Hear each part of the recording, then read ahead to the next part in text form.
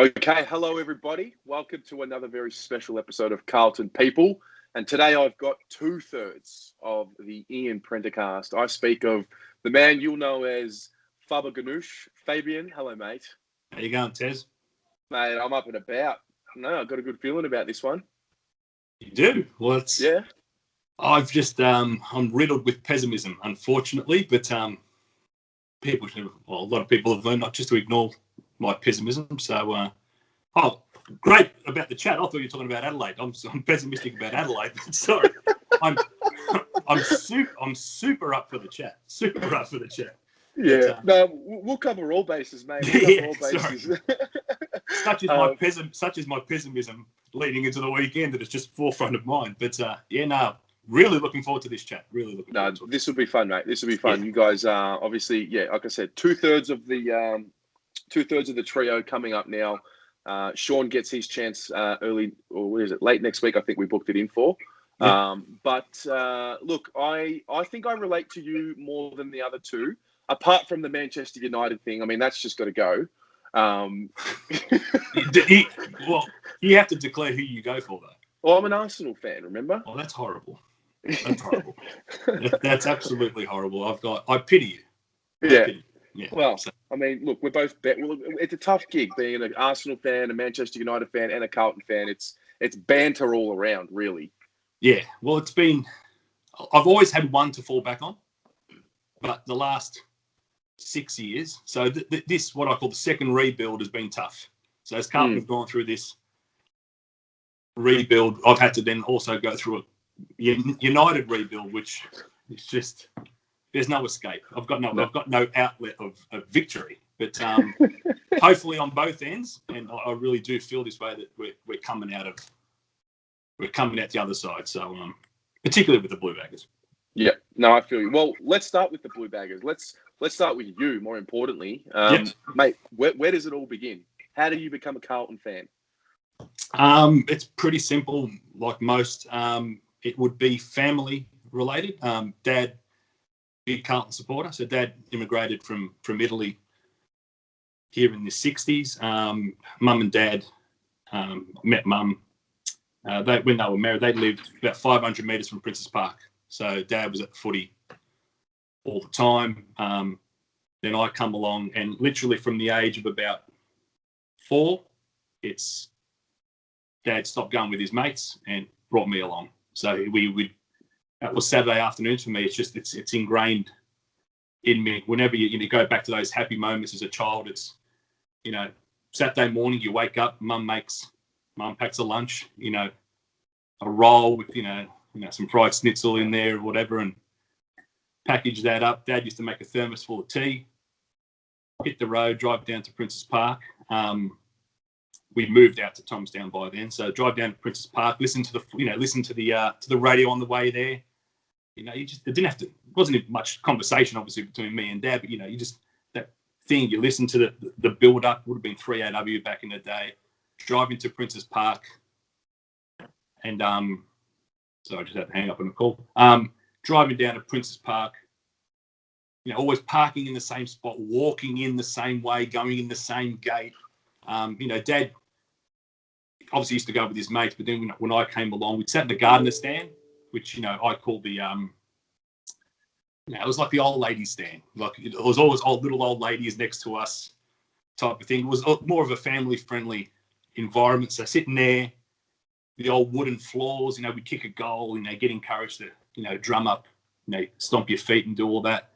The happiest days of my life, mate. It was just sitting with Dad. You'd started at 4, 5, 6. You get tired.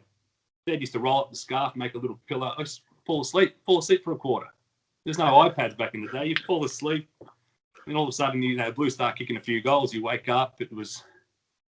It's just great. Half time, Dad give you a couple of bucks. There used to be a little concession store, like a little shop, like a memorabilia shop, where the old pool was. So behind the gardener stand, there was a pool, and right next to it, right near the entrance gate, was like a souvenir store. I mean, it would be no bigger than like a kid's bedroom, like a 3x3 meter, probably even smaller. It was like a little brick shed. Then you go there and you buy a badge, or you buy like a poster or something. It was just, and you cherish that. You get that, and you wouldn't leave it, and then you go home, you put it on your wall, and the guy throwing the peanuts at half time. I don't know if people of your generation know this. I want you to touch on him, yeah, because I've heard the folklore, but can you touch on him? What was that? This guy, if the Yankees came looking for someone, mate, they would have found themselves a pitcher and a half, because this guy would hit you. So you put your whatever it would have been, $2 or $1, you pass it down. Honesty system, you want a bag of peace. Guys roam the boundary and yelling out peanuts, and like, yeah, you want them. So you throw, pass your $1 down, and then you make it to the boundary, and then he had a sack full of these roasted peanuts, and he'd get one, and then just like that, he'd hit you. He'd hit you 60, 70 yards away, mate. Just like lace out, just boom, bag of peanuts. This guy was just tossing peanuts out into the crowd. Was he an employee of the club? I think the club allowed him to walk the boundary line and just, he used to walk the boundary line same time. There used to be like a lady holding the raffle sign, say who won the raffle, and that was just all those memories. It just, the guy with the peanuts, the little concession store or the souvenir store, the scoreboard. The scoreboard was phenomenal. Like, I speak to Sean, and Sean's got great memories of the scoreboard when it got digital, and we had those weird kind of cartoony Harry Madden looking like a dinosaur and that. But I remember just the old school scoreboard. We'd kick a goal, and just say we were on 60 points. We kick a goal, and then like the numbers would just turn over. But it'd always go to like 68, and then it'd slowly come back. Oh, no, shit, we got a little bit overzealous. So let's call it back to 66. It was just the environment of Princes Park back in the day. It was just phenomenal. It was, like I said, every time I hark back to childhood memories, that's where I am. I'm in the gardener stand with my dad, walking in the same entrance. There used to be a bloke on the entrance. My dad used to call him Uncle. It was an old Aussie guy. He's definitely not my uncle. But same guy, same entrance, same thing, same. And it's just everything I cherish about my childhood is there. So it's so that's where it started. Just going to the footy with Dad. So that would have been, from the mid '80s to the mid '90s. That's my childhood. And regretfully, and I say this regretfully, you hit say '96-ish, and you start. I'm a teenager, late teenager. You start to. Your mates are hanging out behind the goals. The Heatley stand. That's where you were. That's where the cool kids were, type of thing. Right. So you go and stand behind the goals at the Heatley stand, and you did it, and you had fun with your mates. But you look back at it now, and you think, for those 2 or 3 years, I should have just stayed with Dad. Like, Dad was obviously understanding, like, yeah, go with your boys, type of thing. But just missing out. Looking back now, I wish I just would have stayed with him, type of thing. Yeah. But those mid '80s to late '90s, that's my childhood part. Do you know what I mean? That's where I'm with Dad. And then obviously after that to now, that's my adult years. But you couldn't ask for a better childhood. Like, you really couldn't. No, I envy it a lot. Yeah. Our family is divided into, not my immediate family, so me, Mum, Dad, and my brother are all Carlton, but the other side of the family, so my auntie, all her kids, they're all Hawthorn. So growing up in the '80s, like, who's hosting grand final day barbecue? It's on, type of thing. It's so footy in our family played a real big part. And the love for so Dad basically gave me that love, and he tried to get my cousins across, but he kind of, Paul wasn't strong enough. But just going to footy with Dad. Like, Mum likes football too. Like, when we played at Waverley, Mum used to love coming to Waverley, oddly enough, to read a book. Mum used to sit in the outer, she loved being in the cold, rugging up, reading a book, while the rest of us kind of were going a bit nuts watching the footy. But yeah, that's where the passion started. I've heard people talk about the smells of the footy back in the day. Is that a thing for you? I think it is for me, because when you go to stadiums these days, they're obviously a lot nicer. You know, the environments, everything is nicer. But it was something about it. It was, oddly enough, you could smell the grass more. Maybe because it was muddy. Maybe because it was waterlogged half the time. But it had that smell. And then you also were on the ground after the game. You know, you went to the 35-metre mark and tried to drill the goal that Sticks had missed in the second quarter or what have you. Oh, yeah, I can kick that. And then you get on the ground and you can't kick it 25 metres and you can't kick it accurately. And you get hit in the head by about 15 other balls coming at you. But there is that, you did have a different sense of smell. You knew when you were there. Absolutely, you knew when you were there. Yeah. So you grow up and you see the best. And, you know, you socially with your friends, you're the kid that goes for Carlton. Yeah. So, you know, everything's all good. You know, you're at the top of the game. What was the transition like as the 2000s came along? Oh, it wasn't as hard for me because like I said, I'm very close with my cousins. And when I hit high school, say late high school, my dad had to stop going to the footy because he had to pick up extra hours at work to send me private school and do all that type of stuff. So my cousins used to say, you want to come along with me? We're going to watch Hawthorn. So I spent a lot of time, say, late 90s, so about 96 to about 99. I was at Waverley a lot of the times as well, watching Hawthorn. And, you know, I always had that second team love for the Hawks because your cousins are there. And they, likewise with Carlton, it's only when you become adults later in life, like now I can't stand them at all. And, I always had, so I had that like late 90s Hawthorn experience, and trust me, mate, they were every bit as bad as what we had to start in the 2000s. They were in that transitional period where they've come down from grand final literally every year, well, whatever, 7 in a row. It was horrible. And you saw the transition in the crowd. Don't think for a second that Hawthorn are the powerhouse that they are today, where they've got 80,000 members, 30 of them dog memberships from Tasmania and all that stuff. It's, mate, out at Waverley, Spa, you could pick where you wanted to. It doesn't matter what class of membership you had. You pick where. So I saw what it was for a club, a great club, to go from being up here to rattling tins every single week. So unfortunately, I had to see it with my own club. But it was tough. The first time round, in all honesty, you kind of accepted it. It was like, we've done what we've done, and the club was put in a position where we just kind of weren't ready to embrace the new era of football. And in a way, it was like, financially, no, but it was good in a way that it blew up because something had to give type of thing. And I don't subscribe to the thing that we've been rebuilding for 20 years. I think we had that blow-up period in which I don't think we took our medicine as early as we should have. You know, I don't consider it a 10-year rebuild. Those first 4 years, like we played finals in 2001. It was on Fox Footy Today. And it just fell off a cliff. And then the Pagan era happened. You know, the worst thing Dennis Pagan could have done was win, 11 games in his first year. And, you know, we had that team of just absolute heart. You know, your David Teagues, your Adrian Hickmott. So it was like these guys too proud to be not good and allow us to kind of fall into the heat that we really needed to fall into. But so that part there was, you accepted it, right? We're going to be poor for a while. I'm also in my early 20s. You've also got that bit of your life where, as a kid, you've got footy.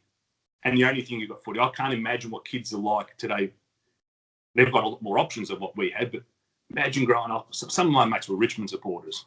They had nothing, mate.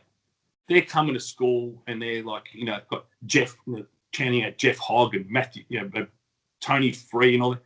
Who are these blokes? You know, they're confident AFL footballers, but they're not yelling out the champion names that we are when we're playing packs and stuff in the schoolyard. But you hit your 20s, you've got other things to kind of focus on. It's not just so.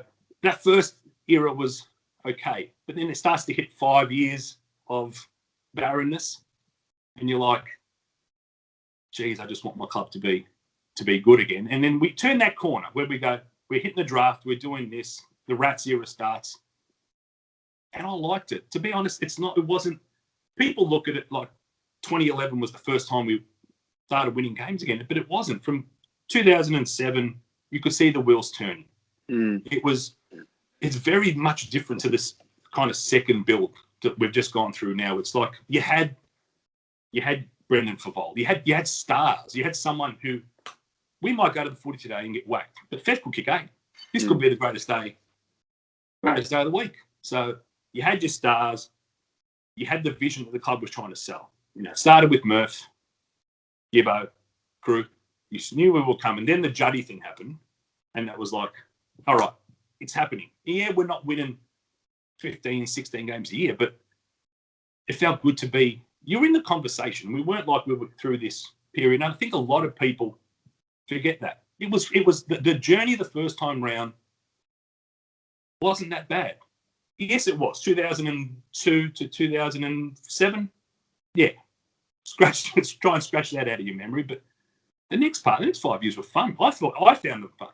It was, you had some genuine star power and kids that you thought could take you forward into the future. And that was entertaining. The next part was more disappointing. This part here where we just we put ourselves into a hole that we didn't have to put ourselves into. Yeah. And it came down to, and people will blame Mick, and people will blame a whole magnitude, a whole variety of things. But to me, it was just recruiting. It's recruiting. We finally became good, and we were decent. 2011 was a phenomenal year. We should have finished top 4. That game against West Coast, you can't. I know it's hard to pinpoint a single game, but that 2011 game against West Coast at whatever it was then, Telstra Dome, Etihad, whatever they call it now, that kind of robbed us of top 4. But even then, would you give that up? I don't think we're going to win the flag. Collingwood comfortably. We couldn't get near Collingwood that year. But, you have that final against Essendon. We had that heroic performance against West Coast. I honestly think if we got through West Coast, we had Geelong's measure. Yeah, we did. That period of time we did, especially at the MCG. There was at something the MCG, about it. Exactly. We played only a couple of times at the MCG, and every time we got him at the Telstra Dome, it was like, people are going to laugh at me probably saying Telstra Dome. Lucky I haven't said Colonial Stadium. Every time we got him at Etihad, what did we call Etihad? Every time we got him at Etihad, it was like a heartbreaking loss, but you kind of left that game going, we're okay. Like, yeah, it's shit me that we've lost either, Selwood kicking a late goal, or who was it? Was it Robbie Warnock taking a kick, concussed? After he'd been hit, yeah, I remember. Was it Eddie who was near him? Like, if I was Eddie, I just would have finished the job. Just give him another one. Just make sure he's cold and go, no, he can't take the kick. I'm taking it. But yeah, I mean, no, I'm for me, obviously, that rebuild was very exciting for me. Me growing up. So how old were you when, say, through that 2007 to 2012 era? So I was in year 12 when Juddy played his first year at the Blues. I was 16. I turned 17 in 2008. Yeah. So and that was really that's a good time. Mate, year 12. I was as fanatic as I am now, I was just as much back then. I was going to school in the morning. Mum used to drop me off early because she had work. So I used to get to the library at like 8 o'clock. I'd go to the library, get the Herald Sun every morning and cut out Judd's face anytime he'd come up in the paper and stick it on my locker. Like it was just the happiest time ever. And I was just like, okay, well, we've done our time, did the crime, 3 number 1 draft picks. You add the best player in the league. It's just going to happen for us. And I went into games sort of feeling we're on the up, and this is just going to last forever. And to be honest, I learned the lesson of anything can end tomorrow. And I feel like the ending was probably round 6 v Essendon when Karatz, or was it round 5? Round 4. Yeah, no, as soon as that shoulder injury happened, and we're all adults, especially like you, but you can't help the passion. But what was it, Sam Lonigan or whatever? That fucking dog. Boy, when you hear that name, it's like that dog. And it's ridiculous to pinpoint that as the moment where it unravels, because we go into that game against the scum, thinking, well, we're premiership favourites. I still remember, and I watched the game occasionally, the 10-goal win against Collingwood. So the best day of my life. Most. I couldn't enjoy it. I don't know why. My wife doesn't like footy. Like she'd rather watch the Kardashians than watch the footy. She doesn't give a shit about footy. But she's a Collingwood supporter, right? So she's one of those ones. She's a Collingwood supporter on grand final day. And unfortunately for her, they make a lot of them. And fortunately for me, they lose a lot of them, which she goes, let's go to the footy. Sweet. I just couldn't. I'm sitting there. We're smashing them by 10 goals, and I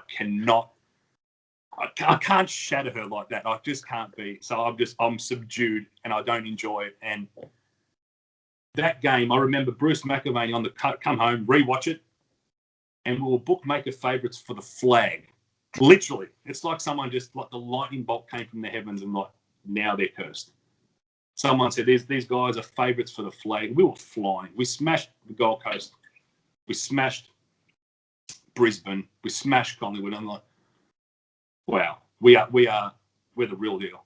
Everything was starting to line up, and then it just fell into a heap. And like Sam fucking Lonigan, that's where I channel my anger through that, because it just it unraveled. And then from there, then it was the injuries. Murphy did his collarbone with Dangerfield, and to be fair, I mean, I'm a massive Murph lover boy. He just was never the same. No. From that first hit, it just wasn't the same. People will go on about how much Cruiser, rightfully so, has put his body on the line, and Simo's put his body on the line, and he's nearly killed himself a couple of times. But Murph's recklessly put himself on the line for the Carlton Footy Club so many times. It's just you're going to have nothing but respect for these blokes. It is Murph's one of my pets as well. It's like you got him when you're a child. Like when you're a child, you've got like Steve Silvani was the shit. Like, you're either, my generation, you're either sticks or a sauce man. Right. And in time, everybody is a sticks man. Like literally no one is not a sticks man. Like sticks is, quicker we get a bronze statue of this bloke at the club, the better we all are. But it wasn't until like then Murph, it's like you go through that era where you kind of don't love anyone. You love everybody, but you don't. But then Murph comes along, and you feel he's the kid. You kind of claim him, because I don't know why he was like that. He's the first number one. He's the poster boy. Like I never claimed Juddy. I love Juddy at West Coast. Jeez, like to land him, Nick Rewalt and Chris Judd were my two favourite footballers outside of Carlton, and to land one of them was phenomenal. But yeah, Murph was that. I think he's everyone's kind of little pet. Like he's the first number one we got. We cherished him, and then Yaz, which it's so bloody sad, but he brings that child out of me. When he was playing, it was like, this guy is phenomenal. He just I just wanted him to have the ball, and I just wanted him to go for a run.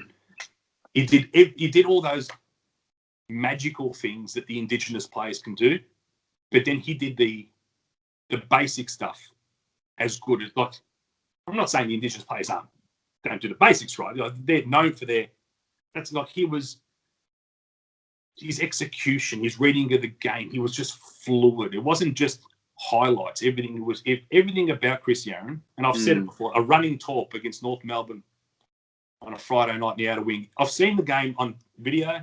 Doesn't do it justice, mate. If you're there on the members' wing, if you were there that night, you remember Chris Yarran kicking a running torp 60 metres. It's just, it's a sad story. Such a sad story. Sorry, I digress. No, it's fine. No, there is no. These conversations are going to take me down a rabbit hole.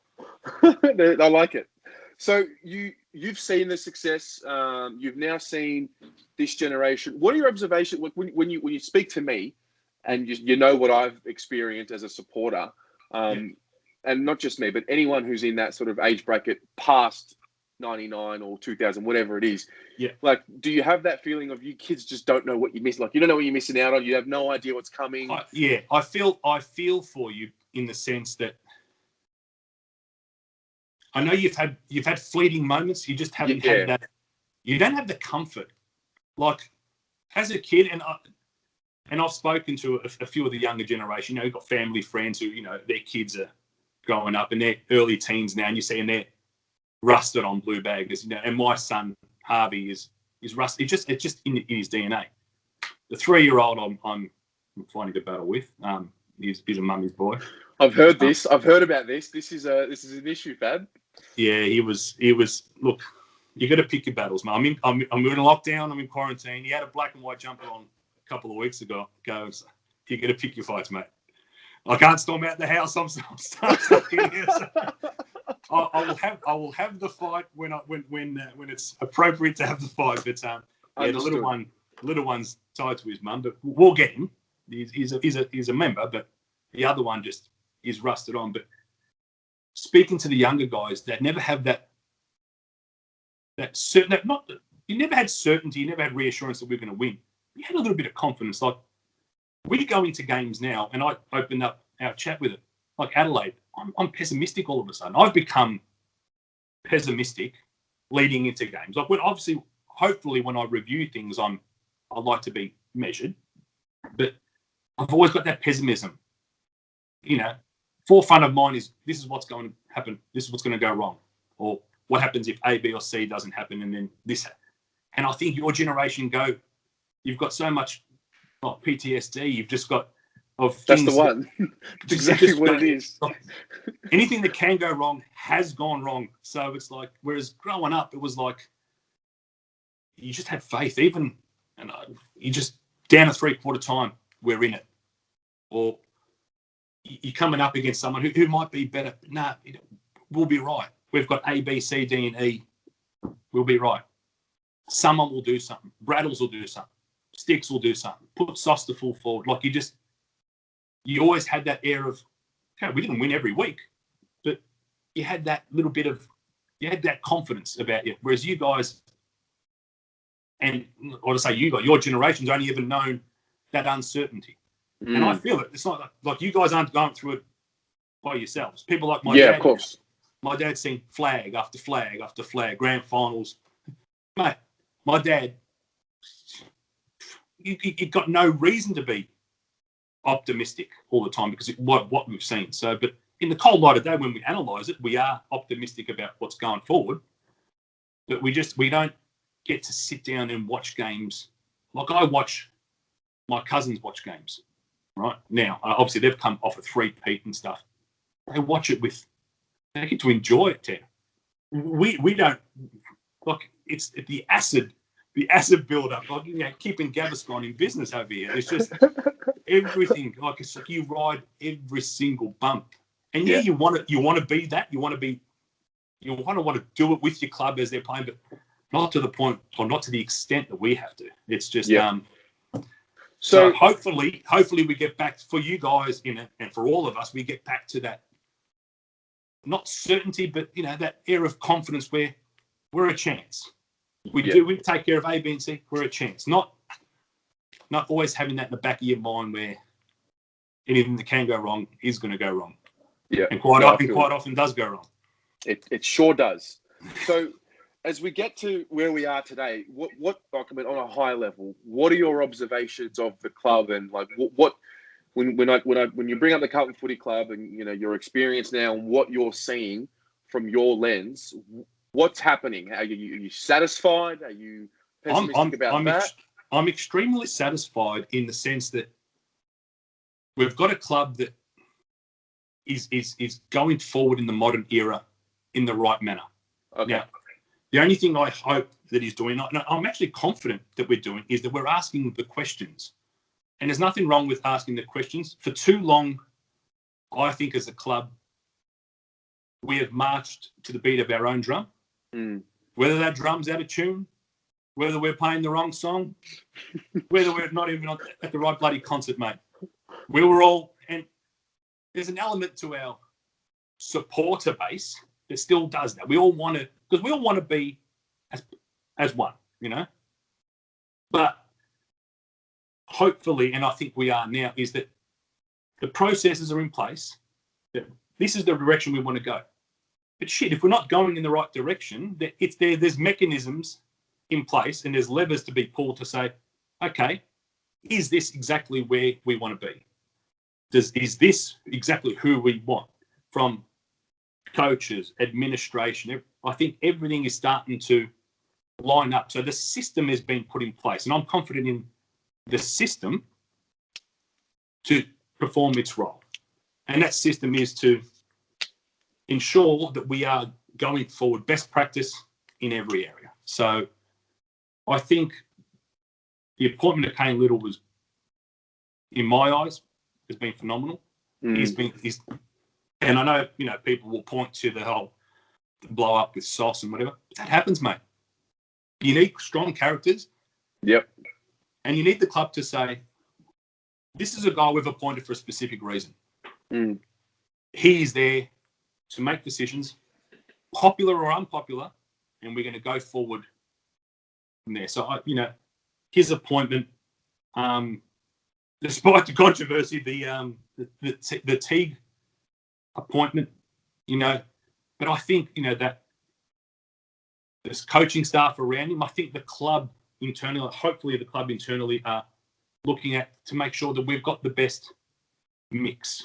Have we appointed the right setup? And as long as we're doing that, the answer is not we've appointed the wrong setup or we've appointed the wrong coaches. It could be we need to review. And the review might, and I've said it before because the question's been asked, a bit about coaches and assistant coaches, and one of those questions might have been posed by one of our mates, but that caused a bit of a ruckus. But I said it before. People are like, who should be the assistant coach? And Dale Amos is always the one who gets he's the one who cops it because he just doesn't have a name. He doesn't have a profile from the broader community point of view. He could be the best bloody coach at the club. We don't know. As long as the club is doing that and looking into things like that, then I'm confident that we're on the right track. I think Sauce has got the list build on track. Everyone wants it to be fast tracked. We want to, obviously get there quicker. But mate, to rebuild 44, that's how I saw it. We were rebuilding 44 with no assets.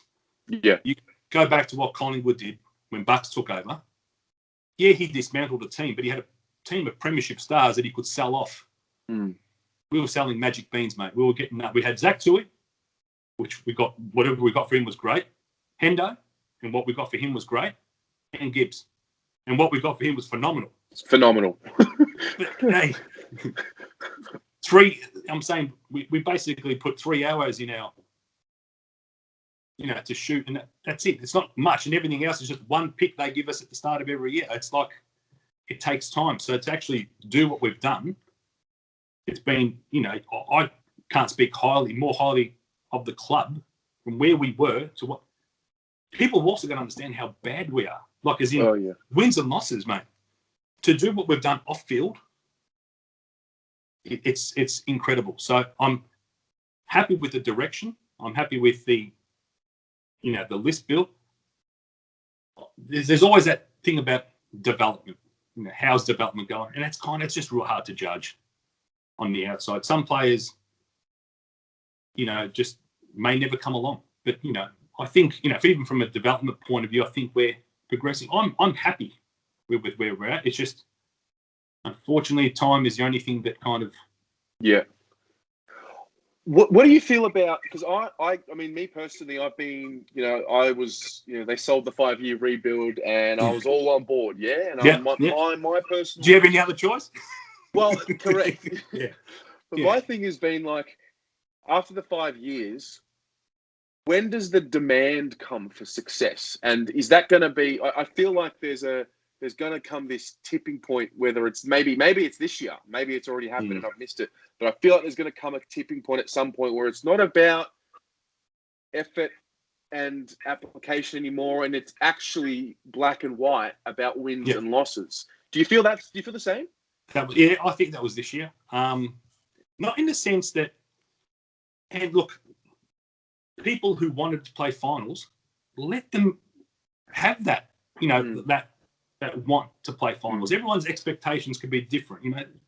If you think Carlton Footy Club should have been playing finals this year, good on you. Set that as your benchmark and hold club accountable to get it. Personally, I thought we need to achieve a 50-50 year. Gotcha.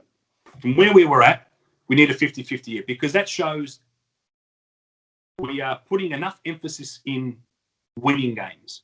Because whilst development still needs to be at the forefront of our minds, you can't develop, and we've seen it, you can't develop losing game on game on game on game. And that was Bolt's issue. There comes a time where you need to start winning because a losing culture, you just don't get number one draft picks and give them 5 years and they give you a premiership cup. We know that. We'd have a 3-peat by now. Yeah. Right? And Matty Cruiser would be retiring a 5-time premiership player or whatever. Do you know what I mean? It doesn't work. They don't give you the cups when they give you the number one pick. You need to recruit, develop, and a critical part of that development is winning games. And I think David Teague has done, whether you agree or disagree, he's tried to get that balance right. He has undoubtedly, in my mind, sacrificed partial development for wins, which in turn yields development. I know it's kind of a weird circle, but if he plays Lockie O'Brien and Paddy Dow and Samo on the ball and does all that, all those things that probably I call for most like, you know what I mean? Then we're kind of still in that rut of we're not winning game. We don't get that sense of what it takes to become a good team and a good club. Mm-hmm. And I think he's trying to get that balance right. Yep. But the question is asked, is the balance 100% right? And that's where questions like, and I know this polarizes our little community, but things like the Simo question. And if we're picking the best 22, he's probably there. Yeah, no one's just the guy's a champion. No one's, he's heart and soul of the club. But could he, I'm not saying he is, but could he be the lever that gets pulled? That is he the lever that gets pulled? Have I still got you, mate? Yeah, I'm here. Yeah, sorry, someone just called. I just had to hang up. Is he the lever that gets pulled that allows development in his thing, and we keep some seniority elsewhere on the ground? Do you know what I mean? Jack Nunes has come in, and Jack Nunes has been good for us, especially around that. His forward now is great. He's kicked some great goals. Take away the impossible one from the pocket. He's how many snaps has he done this year from about 40 that have sailed through post high? But has his introduction kind of sacrificed Samo? And Samo's copped some heat. And God, that shits me to tears because I'm nothing against it. I want to give him heat. We're a community, mate. Go for it. Express your opinions. But my personal opinion is play the kid where he is best placed and you see what you get out of him. You know what I mean? It's to me, he's an on-baller. So you bring in Jack Nunes. Jack Nunes has made us probably a better side. He's probably won us. Well, definitely won us a game. Definitely won us one game. But he's probably contributed to probably another win. Yeah. Somewhere along the line. But has his... And this is why they get paid bucks to lead the club forward, mate, and we get paid nothing to do what we do. Talk for free. Which is talk. Do you know what I mean? And it's good and that's the best thing about, our little community, especially our online community, mate. No one knows the answer. No one, literally, no one knows. Yeah. It's basically the conversations that we we're having. That's it. We're just putting them online to have them with more people. We're literally, we are pressing record and people, and some people, they get passionate about, they had this. Well, who cares, mate? It's like, that's my opinion. And I want you to have your opinion. I want you I want to hear, like I said, I'm not accusing anybody of doing it, but I don't want everyone to kind of mark, the jungle drums can't all beat the same way. No, they can't. It's impossible. Yes, for certain things, we all want to be on message, on point, especially, out the public, we never talk family business, type of thing. But, if there's Collingwood supporters around, Essendon supporters around, we're united. Once we're amongst ourselves, the best thing is putting questions out there and debating it and putting it out there. I get on the phone with my dad. Mate, if I recorded the conversations I have with my dad, it'd be the #1 podcast in Australia. It'd need, it probably needs subtitles, but you see the way he sees it. It's completely different to the way I see it. It's beautiful. It's what it is. It's no beautiful. Offense, mate. I'm not David Parkin. Who's to say just because it's my opinion it's right? And who's to say 100%. His opinion any wrong? Do you know what I mean? We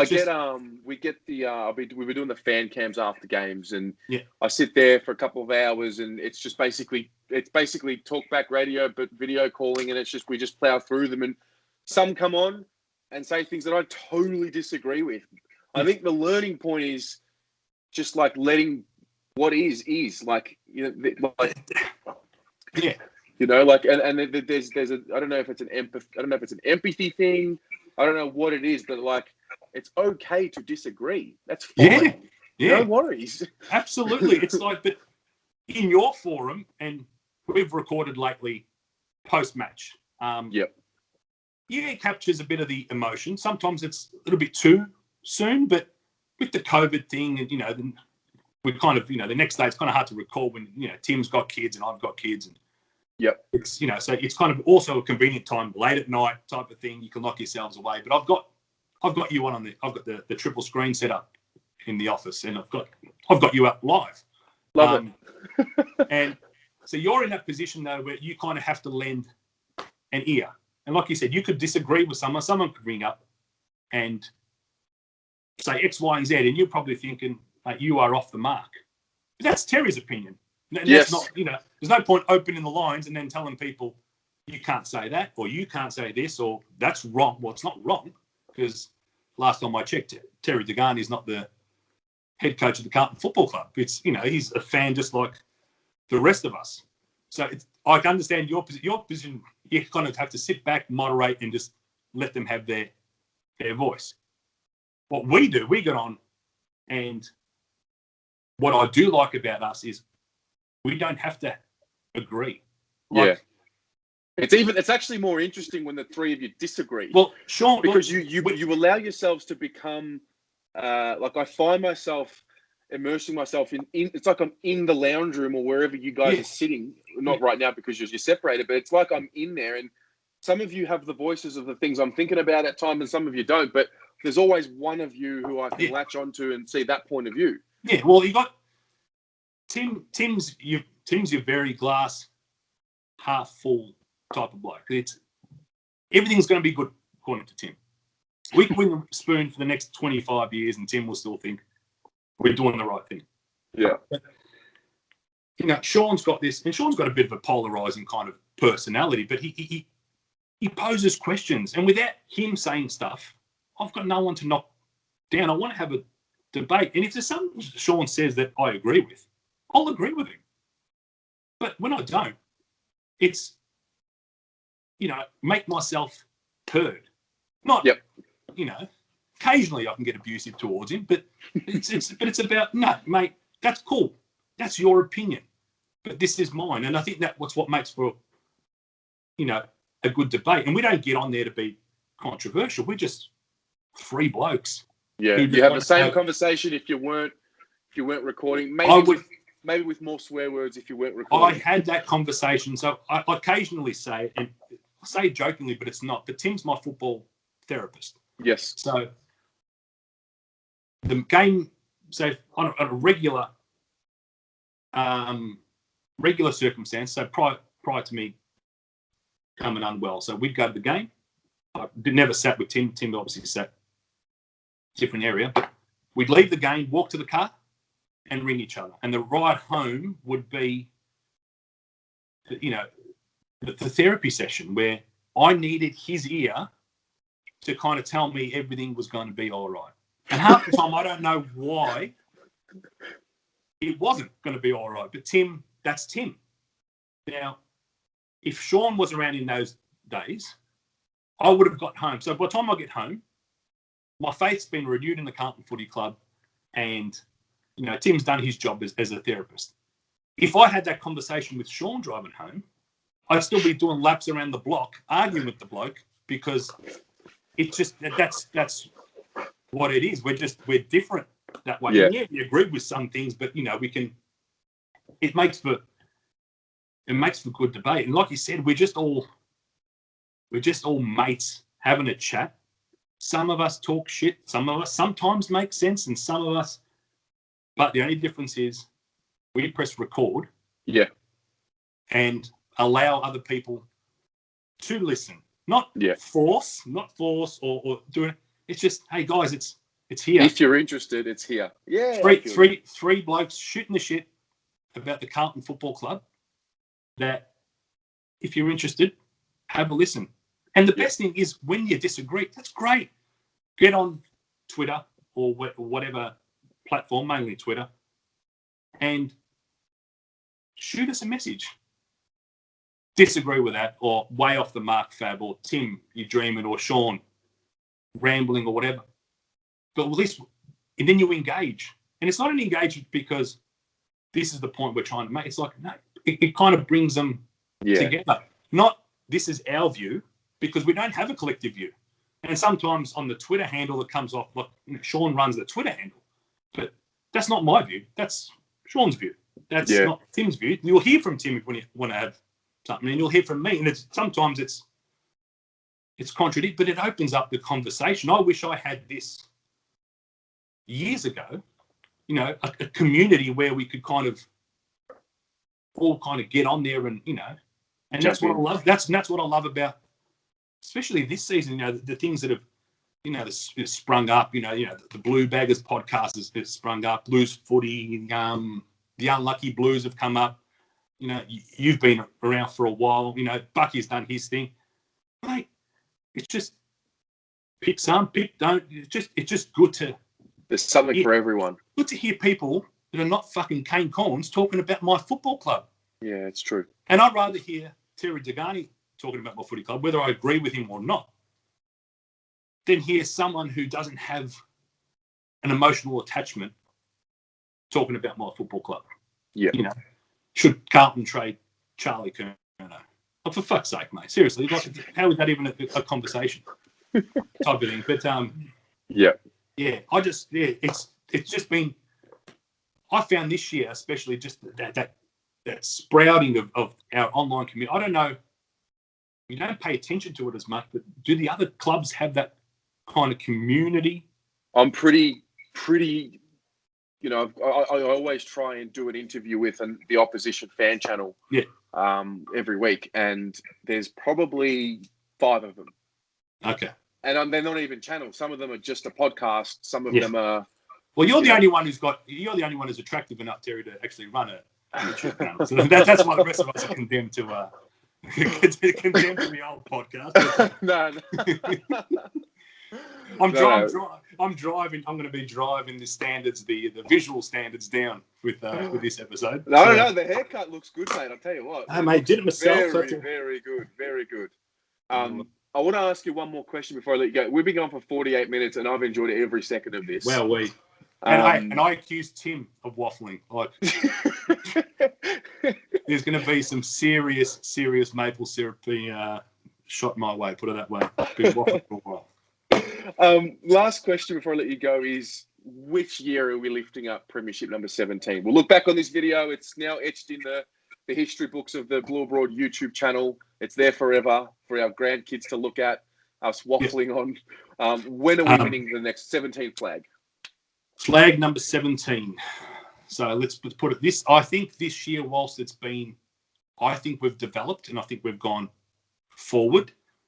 Like I said, my expectation was 50-50. I would have liked the Collingwood or GWS game to kind of allow us to have that live 50-50 rather than if we take care of Adelaide, we're 50-50. But the last 2 games have kind of meant nothing. Like, just to have that, to end the season on par. No, we can't. We're either going to win or lose against Brisbane. To have that sense of we were in it for a long part, because that's crucial for development. So I think this year's kind of been, whilst it's been good, the whole COVID thing is not great for a developing club. As in, we've got kids who need games, who need, that experience. That reserves football is important, And for it to have been blown up in our face like that, it's kind of going to set us a little bit back. But so next year, I expect us to push. If we miss the finals next year, I'll be disappointed, but I want us to be there. I want us to have our teeth sunk into the sea, like we're in this. Finals definitely the year after, so that's 2022. I'm going to say 2023. I want to, because there's no more have to make top 4, then cement yourselves. If you're in the top 4, you're a chance. That's how I read it this year, especially teams have been coming from the clouds. Not last couple of years, like Richmond have been pretty consistent, but when they first won it, they came from a little while back. Sydney, the Bulldogs, they came from a little while back. So 2023, if we're not sniffing around the cup, I'll be disappointed. Because if you just think of the age profile, we will. I think it puts us right in there where we're a chance. I'm going to pin my name to a date, Tez. It's going to be 2024. Okay. 2024, we're lifting up the cup. Cripper, Doc, and Teague lifting up the cup. I like it. It'll be Jacob Wiedering lifting up the cup. Yes. Okay. That you can put into the time capsule. The Jacob Wiedering will be lifting up the cup. And Brodie Kemp, Norm Smith. Excellent. I love it. No, I like it. No pressure. You haven't played a game of footy. You're winning the Norm Smith medal in 2024. 2024, whether you like it or not. Mate, thank you so much for your time. It has been a pleasure. Hopefully, time is the greatest asset. Time is the greatest asset for people to give. So I appreciate you giving me almost an hour of your time. Thank you so much for all the stuff you guys do. It keeps me entertained. I get in the car on a Tuesday and I listen usually Tuesday, Wednesday. Keep it up and we'll be in touch, mate. We've got a barbecue to get to. Absolutely. Barbecue is on me. Done, my friend. Go the Mighty Blues. Go Blue Baggers.